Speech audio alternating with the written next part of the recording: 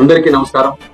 అయ్యప్ప స్వామి భక్తులు ముఖ్యంగా మన దక్షిణాది రాష్ట్రాల నుండి ఈ సమయంలో పెద్ద ఎత్తున మాల ధరించి పవిత్ర దీక్ష చేపట్టి శబరిమల వెళ్లి ఆ స్వామి వారిని దర్శనం చేసుకుంటారు.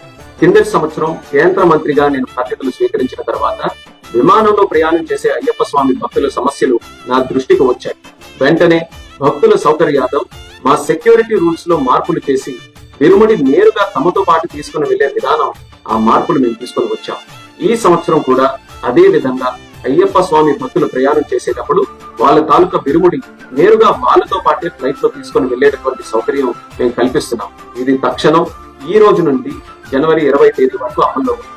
అంటే మండలం నుంచి మకర విలక్కు కాలం వరకు కూడా ఈ సౌకర్యం అయ్యప్ప స్వామి భక్తుల్ని దృష్టిలో పెట్టుకొని కల్పించడం జరుగుతుంది. ఈ కూటమి ప్రభుత్వం దేశ ఆచార సాంప్రదాయాలకు, భక్తుల మనోభావాలకు అత్యంత ప్రాధాన్యత ఇస్తుంది.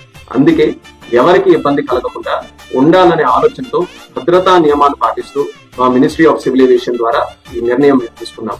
దీన్ని భక్తులందరూ కూడా సద్వినియోగం చేసుకుంటారని, మీ అయ్యప్ప స్వామి దీక్ష విజయవంతంగా జరగాలని, స్వామి తాలూకా ఆశీస్సులు పొంది అందరికీ కూడా మంచి జరగాలని ఈ సందర్భంగా కోరుకుంటున్నాను.